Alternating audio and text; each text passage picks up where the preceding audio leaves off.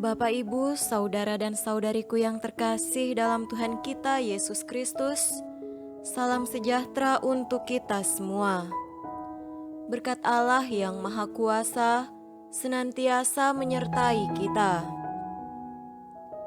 Marilah kita mendengarkan dan merenungkan bacaan-bacaan kitab suci hari Senin tanggal 23 Agustus tahun 2021. Bacaan pertama dari surat pertama Rasul Paulus kepada jemaat di Tesalonika, pasal 1 ayat 2b sampai 5, dilanjutkan dengan ayat 8b sampai 10. Kami selalu mengucap syukur kepada Allah karena kamu semua dan menyebut kamu dalam doa kami. Sebab kami selalu mengingat pekerjaan imanmu, usaha kasihmu, dan ketekunan pengharapanmu kepada Tuhan kita Yesus Kristus di hadapan Allah dan Bapa kita. Dan kami tahu, hai saudara-saudara yang dikasihi Allah, bahwa Ia telah memilih kamu. Sebab Injil yang kami beritakan bukan disampaikan kepada kamu dengan kata-kata saja, tetapi juga dengan kekuatan oleh Roh Kudus dan dengan suatu kepastian yang kokoh. Memang kamu tahu bagaimana kami bekerja di antara kamu oleh karena kamu. Tetapi di semua tempat telah tersiar kabar tentang imanmu kepada Allah, sehingga kami tidak usah mengatakan apa-apa tentang hal itu. Sebab mereka sendiri bercerita tentang kami, bagaimana kamu sambut, dan bagaimana kamu berbalik dari berhala-berhala kepada Allah untuk melayani Allah yang hidup dan yang benar, dan untuk menantikan kedatangan anaknya dari sorga yang telah dibangkitkannya dari antara orang mati, yaitu Yesus yang menyelamatkan kita dari murka yang akan datang. Demikianlah sabda Tuhan. Syukur kepada Allah.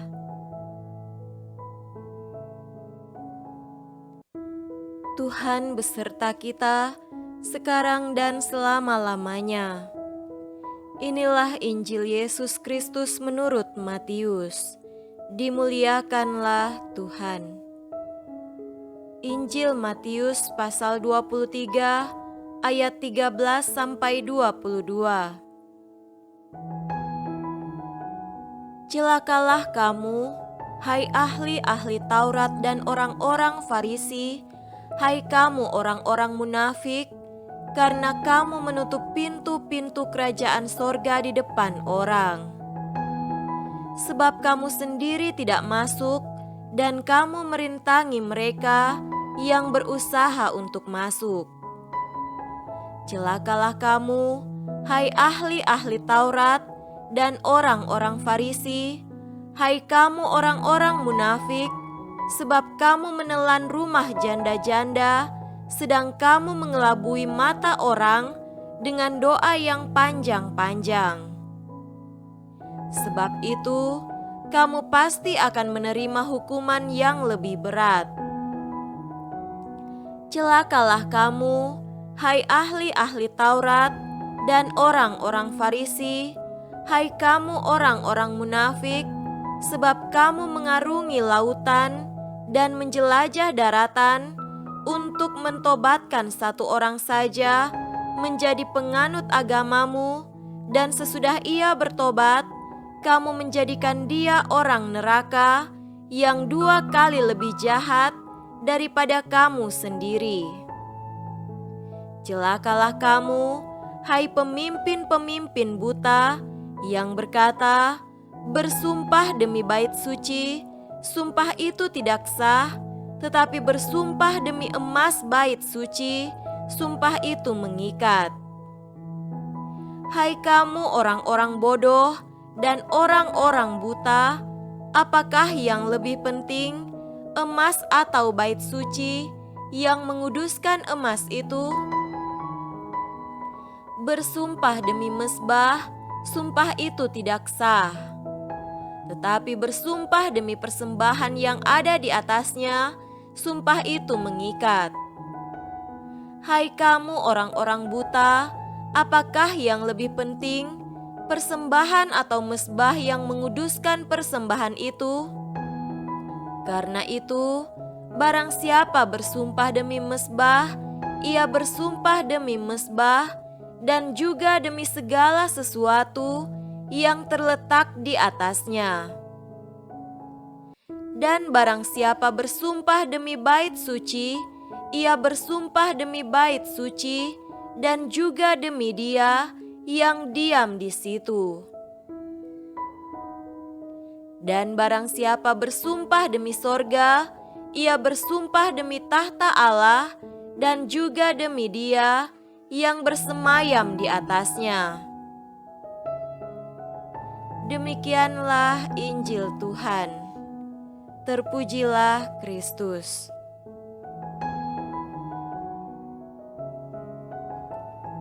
Saudara-saudariku yang terkasih dalam Tuhan kita Yesus Kristus, tema renungan kita pada hari ini adalah belajarlah menjadi tulus hati.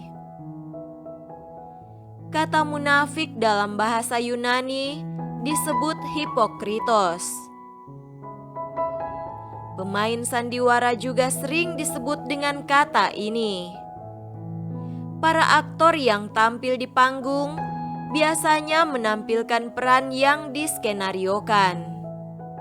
Misalnya, ia diminta untuk tampil sebagai seorang yang kaya raya. Ia juga memainkan peran dengan emosi sedih, gembira, sengsara, jatuh cinta, kejam, bahkan peran suci yang tanpa noda. Semua ini hanyalah peran panggung dan tidak ada dalam dunia nyata. Saudaraku terkasih, dalam Injil pada hari ini, Yesus mengecam dua kelompok orang yang disebutnya secara gamblang sebagai hipokritos, yakni para ahli Taurat dan orang Farisi. Ahli Taurat adalah kelompok terpelajar yang menguasai kitab Taurat Musa. Merekalah yang mengajar dan berkhotbah. Merekalah yang mengawal hukum dan aturan-aturan keagamaan.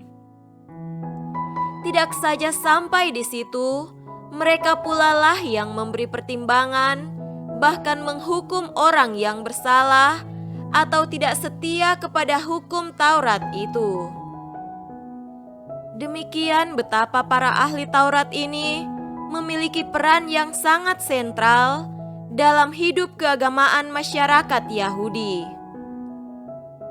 Sementara orang Farisi adalah orang Yahudi yang mempertahankan Taurat Musa dan mereka memegang kuat pengajaran tradisi Musa. Ada hal positif di sana, namun kelompok ini memiliki tendensi rohani yang berlebihan sampai memperhatikan praktek keagamaan secara sangat detail dan mengabaikan sisi belas kasih dan keadilan. Yesus sudah lama memperhatikan perilaku dua kelompok orang ini, maka hari ini Yesus secara terbuka mengatakan kepada mereka sabda celaka. Kata celaka dari bahasa Yunani adalah ouai, yang bermakna duka yang mendalam. Maka ungkapan celaka Yesus adalah pernyataan duka, kesedihan atas praktek kemunafikan para pemimpin yang kata-katanya jauh dari praktek hidup. Menjadi murid Yesus berarti belajar menjadi orang yang tulus dan bukan pura-pura. Secara pekerjaan, hendaknya mengalir dari hati yang jernih dengan motivasi untuk keselamatan sesama dan bukan demi popularitas dan pengakuan. Semoga demikian. Amin.